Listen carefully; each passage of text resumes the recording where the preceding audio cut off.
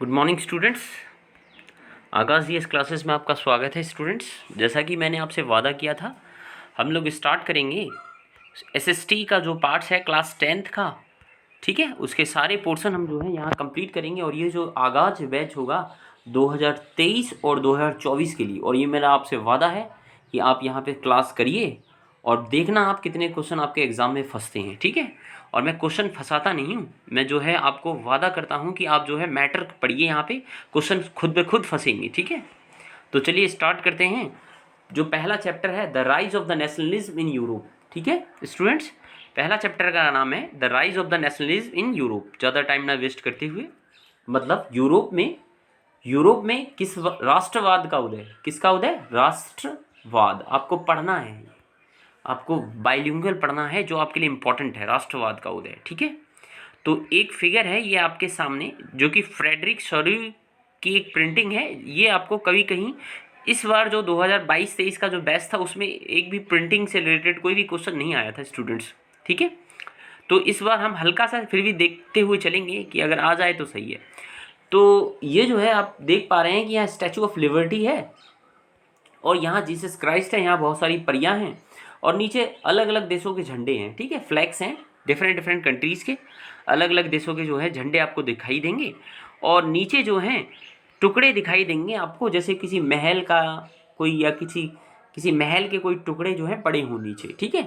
तो इन सब को हम देखते हैं और फिर हम स्टार्ट करते हैं, ठीक है स्टूडेंट्स। तो इन 1848 ईस्वी की बात है। जो फ्रेडरिक सॉरी था, ठीक है, कौन था, एक फ्रेंच आर्टिस्ट, ये याद रखना है, कौन था, एक फ्रेंच आर्टिस्ट था, ठीक है स्टूडेंट्स। एक फ्रेंच आर्टिस्ट था स्टूडेंट्स। तो उसने क्या किया, उसने एक प्रिपेयर मतलब एक बनाई series of 4 prints visualising his dream of world made up of democratic and social Republic. उसका जो उसकी एक दृष्टि थी, ठीक है, उसकी एक सोच थी कि जो दुनिया जो है किस तरह की होनी चाहिए, और उसके लिए उसने जो है 4 सीरीज ऑफ प्रिंट मतलब 4 श्रृंखलाबद्ध जो है प्रिंटिंग बनाई। और उनका जो एम था वो ये था कि जो पूरी जो दुनिया हो इम्पॉर्टेंट हमें यहाँ पढ़ना है, कीवर्ड हमें यहाँ दिख रहा है। उनके अनुसार जो दुनिया हो डेमोक्रेटिक एंड सोशल रिपब्लिक, ये है इंपॉर्टेंट वर्ड, ठीक है। डेमोक्रेटिक एंड सोशल रिपब्लिक, ये है डेमोक्रेटिक, आपको बस ऐसे ही पढ़ना है एग्जाम के लिए, democratic and social Republic. Social Republic, democratic मतलब होता है बच्चों गणतंत्रात्मक, और सोशल रिपब्लिक मतलब होता है डेमोक्रेसी। डेमोक्रेसी मीन्स होता क्या है, अरे लोकतंत्रात्मक, जहां लोगों का शासन हो, ठीक है। और रिपब्लिक मतलब गणतंत्रात्मक, मतलब जहां लोगों का डायरेक्टली जो है क्या हो, रूल हो, ठीक है। एज ही कॉल्ड देम, ठीक है, जिसको उन्होंने कहा कि जो दुनिया हो वो डेमोक्रेटिक एंड सोशल रिपब्लिक होनी चाहिए। अब दुनिया जो है किस तरह से डेमोक्रेटिक एंड सोशल रिपब्लिक होगी, उसका जो है हम देखते हैं फिगर के रूप में कि क्या क्या इन्होंने बताया है, ठीक है students. The print figure 1 of the series shows the people of Europe and America, men and women of all ages and social classes, marching in a long train and offering homage to the Statue of Liberty as they pass by it. The first print, तो भैया पहला जो print है वो क्या दिखा रहा है, क्या दिखा रहा है, सीरीज दिखा रहा है, एक श्रृंखला दिखा रहा है। सीरीज मतलब होती है विद्यार्थियों श्रृंखला, जिसमें लोग ऐसे चलते हैं कतार में, ठीक है। तो श्रृंखला दिखा रहा है, किस चीज़ की श्रृंखला दिखा रहा है भैया, कि भाई लोग मार्च कर रहे हैं, people of Europe and America, America और यूरोप के जो है लोग हैं, और उसमें जो है मैन एंड वुमेन, पुरुष भी हैं और साथ में महिलाएं भी हैं। ये इंपॉर्टेंट है ना भाई, यही तो इंपॉर्टेंट है, सिर्फ मैन नहीं होनी चाहिए, वुमेन भी दिखाया उसमें। तो पुरुष भी हैं, महिलाएं भी हैं, और जिसमें सभी एजेस मतलब ऑल कैटेगरी के एजेस मतलब सभी उम्र के जो है लोग हैं, और सभी सोशल क्लासेस के, दिस इज इंपॉर्टेंट, सभी जो है सोशल क्लासेस के लोग हैं, मतलब सभी जो है सामाजिक वर्ग के लोग हैं, किसी एक वर्ग के लोग नहीं हैं कि अमीर हों, गरीब हों, या काले हों, गोरे हों, या किसी पर्टिकुलर कम्युनिटी के लोग हों, ठीक है। ये है इसका इंपॉर्टेंट एम, ठीक है। तो इस तरह से उसने प्रिंटिंग के थ्रू ये दिखाया गया है कि किस तरह से लोग जो है देश को सोशल एंड डेमोक्रेटिक रिपब्लिक जो है बनाने के लिए आगे बढ़ रहे हैं वर्ल्ड को। Okay, marching in a long train, march कर रहे हैं in a long train, train मतलब होता है कुछ इस तरह का हिस्सा जिसमें लोग एक के पीछे एक चलते हैं। And offering homage to the Statue of Liberty as they pass by it, और ऑफर कर रहे हैं homage to the Statue of Liberty. किसको? स्टूडेंट्स क्या कर रहे हैं? होमेज कर रहे हैं। होमेज मीन्स क्या बताया था आपको अभी? होमेज मीन्स होता है स्टूडेंट्स, होमेज मीन्स होता है श्रद्धा, मतलब अपनी श्रद्धा अर्पित कर रहे हैं, ठीक है, कि हमें इस पर कितना विश्वास है, ठीक है। तो होमेज किसको अर्पित, अपनी श्रद्धा किसको अर्पित कर रहे हैं? स्टैचू ऑफ लिबर्टी को भाई, स्टैचू ऑफ लिबर्टी की तरफ ही तो पास कर रहे हैं, तो अपनी श्रद्धा भी तो वहीं पेश करेंगे, ठीक है स्टूडेंट्स। तो अपनी श्रद्धा भी अर्पित कर रहे हैं स्टैचू ऑफ लिबर्टी को as they pass by it, जैसे ही वो वहाँ से गुजर रहे हैं। As you would recall artist of the time, French Revolution personified liberty as the female figure. Here you can recognize the torch of enlightenment she wears in one hand and the charter of the rights of man in the other. भाई साहब ये वाली line important है यहाँ पे। अब यहाँ पे कहना ये चाह रहा है कि भैया स्टैचू ऑफ लिबर्टी में, स्टूडेंट ध्यान देना, स्टैचू ऑफ लिबर्टी में जो है एक वुमेन मतलब एक महिला का ही फिगर क्यों रखा गया बताओ? स्टैचू ऑफ लिबर्टी जो है एक औरत के रूप में ही क्यों बनाई गई, एक वुमेन के रूप में क्यों बनाई गई? बताओ भाई, बताओ। क्योंकि इसलिए बनाई गई भाई, क्योंकि हमें जो है समाज में जो है सभी वर्गों को समान अधिकार देना है ना, चाहे वो किसी भी जेंडर से हो, किसी भी कम्युनिटी से हो। क्योंकि महिलाएं जो हैं, वुमेन्स जो हैं, पहले से ही पिछड़ी हुई हैं, मतलब पुराने ज़माने से उन्हें जो है जो उनको अधिकार मिलने चाहिए थी वो नहीं मिले हैं या नहीं मिले थे, इसलिए जो है स्टैचू ऑफ लिबर्टी एक महिला है, याद रखना, ठीक है। तो यू कैन रिकॉग्नाइज, और आप देख पा रहे हो फ्रेंड्स, फीमेल फिगर देख पा रहे हो। Here you can recognise the torch of enlightenment. Torch of enlightenment मतलब होता है ज्ञान का प्रकाश। क्या होता है? ज्ञान का प्रकाश है उनके हाथ में, ठीक है। तो उनके हाथ में आप जो है ज्ञान का प्रकाश देख पा रहे हो। और क्या देख पा रहे हो students? She wears in one hand the charter of the rights, यहाँ पे है charter of the rights. Charter of the rights क्या होता है बताओ? इसका मतलब होता है आपके जो फंडामेंटल राइट्स होते हैं। क्या होते हैं? Fundamental rights. फंडामेंटल राइट्स जो आपके मौलिक अधिकार होते हैं। मौलिक अधिकार तो आप जानते हो ना, है ना।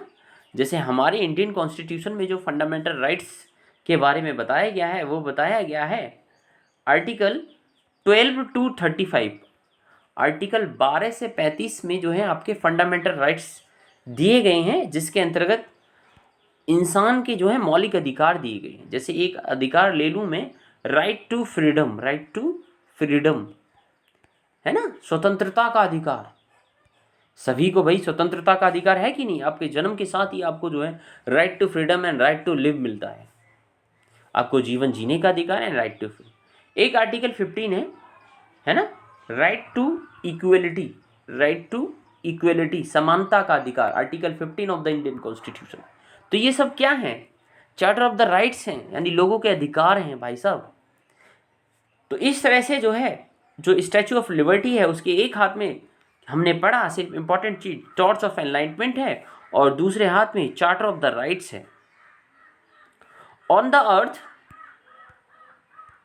अर्थ पे आप देखोगे, जमीन पे, जैसे मैंने पहले बताया था, on the earth the foreground of the image lie the shattered remains of the symbol of the absolutist institution. Ground पे आप क्या देखोगे? जो टुकड़े पड़े हुए हैं, किस चीज़ के टुकड़े पड़े हैं भाई? Absolutist institution. ये इंपॉर्टेंट है आपको एग्जाम के पॉइंट ऑफ व्यू से। एब्सोल्यूटिस्ट इंस्टीट्यूशन वो होता है निरंकुशवाद, ऐसी संस्थाएं जिन पर जो है किसी की नहीं मानती हैं, सिर्फ अपनी अपनी चलाती हैं, उनको एब्सोल्यूटिस्ट इंस्टीट्यूशन कहते हैं। यहाँ पे भी दिया गया है literally a government system of rule that has no restraint, जिसकी पावर पर कोई रिस्ट्रेंट ही ना हो, जिसकी पावर वो असीमित रूप से जो है पावर का जो है एक्सरसाइज कर सके, है ना, लोगों को दबाए, ठीक है, उसको कहते हैं। तो नीचे जो है एब्सोल्यूट इंस्टीट्यूशन, कुछ ऐसी संस्थाएं थीं मोनार्की टाइप की जिनके टुकड़े अवशेष जो हैं ज़मीन पे पड़े हुए हैं। In Sorrieu's utopian vision the people of the world are grouped as distinct nation. Utopian मतलब होता है एक आइडियल सोसाइटी, मतलब एक समाज जो है किस तरह से एक आइडियल फॉर्म में हो सकता है, एक अच्छे फॉर्म में हो सकता है। तो सॉरी ये सोचता था कि एक आइडियल जो सोसाइटी होती है जिसमें लोग, दुनिया के सारे लोग जो है ग्रुप में आए, एक ग्रुप बना के आए जो अलग अलग राष्ट्रों से हों, अलग अलग देशों से हों, आइडेंटिफाई थ्रू देयर फ्लैग्स, और अपने अपने झंडों की पहचान उनसे, अपने अपने झंडों से उनकी जो है पहचान हो सके, लेकिन एक ही ग्रुप में हों। एंड द नेशनल कॉस्ट्यूम, और उनके जो है अपने अपने जो है राष्ट्रीय पोशाक हों। कॉस्ट्यूम मतलब होता है पोशाक, ठीक है, ठीक है भैया, अपने अपने पोशाक हों। और leading the procession they passed by the Statue of Liberty are the United States and the Switzerland which by this time were already nation states. तो आप देख रहे हैं लीड हो रहा है, लीडिंग में जो है आप देख पा रहे हो लिबर्टी मतलब कुछ स्वतंत्र देश हैं जैसे यूनाइटेड स्टेट्स हैं, स्विट्जरलैंड है, जो अब जो है स्वतंत्र एक राष्ट्र का रूप जो है बन गया है, ठीक है। अब ये जो देश हैं ये स्वतंत्र हैं बिल्कुल पूर्ण रूप से। आगे देखोगे फ्रांस भी है भैया, फ्रांस है identify by the revolutionary try colour. France को जो है ट्राई कलर, क्रांतिकारी जो ट्राई कलर उसका जो झंडा है, 3 रंगों के रूप में जिसको पहचाना जा सकता है, 3 कलर हैं, ठीक है। आगे है students by the tricolour he had just reach the statue, जो कि बिल्कुल स्टैचू के पास ही पहुंचा है। She is followed by the people of Germany bearing the black red and gold flag. उसको फॉलोड किया जा रहा है, उसका पीछा किया जा रहा है, या उसके पीछे लोग हैं, जर्मनी के लोग हैं जो कि black red and gold flag को हाथ में थमाए हुए हैं या थामे हुए हैं। Interestingly at the time when Sorrieu created this image the German peoples did not yet exist as the united nation. ये इंपॉर्टेंट है, जब सॉरी ने भैया ये प्रिंटिंग बनाई थी ना, तो जर्मनी एक स्वतंत्र राज्य नहीं था, ठीक है। The flag they carry as an expression of liberal hopes in 1848 unify the numerous German speaking principalities into the nation under the democratic constitution. The flag they carry as an expression of liberal hopes in 1848. जो झंडा वो अपने हाथ में थामे हुए हैं वो एक आशा की किरण, या लिबरल होप मतलब होती है एक स्वतंत्रता की सोच, एक आशा, जो लोग स्वतंत्र सोचते हैं, ठीक है। Unify the numerous German speaking principalities, और उसको जो है एकत्र कर रही है या एकीकरण कर रही है, लोगों का एकीकरण कर रही है जिसमें अलग अलग भाषा बोलने वाले जो जर्मन स्पीकिंग प्रिंसिपलिटीज़ हैं, सॉरी बहुत सारे लोग हैं जो जर्मन स्पीकिंग मतलब जर्मन भाषा बोलने वाले हैं और जर्मन सिद्धांतों पर चलने वाले लोग हैं। Into the nation state under a democratic constitution, जो एक नेशन स्टेट बना रही है, एक राष्ट्र देश बना रही है और एक डेमोक्रेटिक कॉन्स्टिट्यूशन के अंतर्गत जो है वो कार्य कर रही है। Following the German people are the people of Austria, German peoples को जो है फॉलो कर रहे हैं, ठीक है। फ्रांस के लोगों को फॉलो कर रहे हैं भैया जर्मन पीपल, और जर्मन पीपल्स को फॉलो कर रहे हैं ऑस्ट्रिया के लोग। The kingdom of the two Sicilies, Lombardy, Poland, England, Ireland, Hungary and Russia, ये लोग फॉलो कर रहे हैं। 2 सिकलीज भैया इटली का पार्ट है, इटली के आइलैंड है, ठीक है। लोम्बार्डी भी इटली का ही पार्ट है स्टूडेंट्स, ओके। अब आगे चलते हैं, इनको ये फॉलो कर रहे हैं। फ्रॉम द हेवेंस, अभी मैंने ऊपर बताया था ना, ऊपर जो है जीसस क्राइस्ट हैं, अब हेवन मतलब स्वर्ग में क्राइस्ट हैं, संत हैं, एंजल्स हैं, परियां हैं, वाह। गेज अपॉन द सीन, उस सीन को जो है बना रहे हैं। They have been use by the artist to symbolise the trinity among the nation of the world, ठीक है। तो हमारा जो चैप्टर है ना भैया, ये मैंने जो है डिफाइंड किया है सिर्फ फिगर को। मेन चैप्टर हमारा स्टार्ट होगा इस वाले नेक्स्ट पार्ट से, ठीक है। दिस चैप्टर जो है, ये जो चैप्टर है student will deal with the meaning of issues, बहुत सारे इशूज के साथ जो है डील करेगा, बहुत सारे कारणों के साथ डील करेगा। सॉरी इन फिगर 1 में जो उसने दिखाया गया है, ड्यूरिंग द 19th सेंचुरी, 19वीं शताब्दी में nationalism emerge as the force with brought about the sweeping changes in the political and the national world.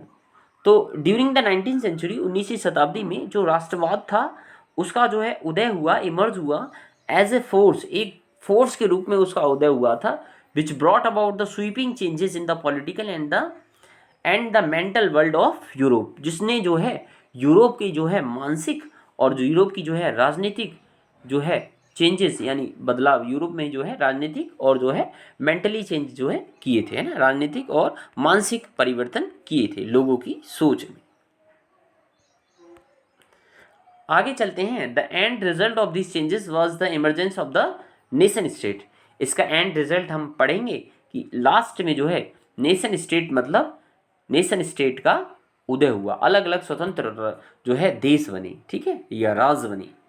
In place of multinational dynasty, पहले ना मल्टीनेशनल डायनेस्टी सिस्टम था, अलग अलग छोटे छोटे देशों के अलग अलग राजा थे, जैसे हम इंडिया में पढ़ते हैं, यूरोप में भी सेम वही सिस्टम था। The concept of the practices of modern state in which the centralized power exercise the sovereign control over a clearly defined territory had been developing over a long period of time in the Europe. The concept of practices of modern state जो concept आया था modern state का कि भाई modern state होनी चाहिए, ठीक है, इस तरह से छोटी छोटी डायनेस्टी नहीं होनी चाहिए जो सेंट्रलाइज करेंगी पावर को, एक्सरसाइज करेंगी, सेंट्रलाइज करेंगी, एक्सरसाइज करेंगी सॉवरीन कंट्रोल। सॉवरीन मतलब होता है संप्रभुत्व संपन्न।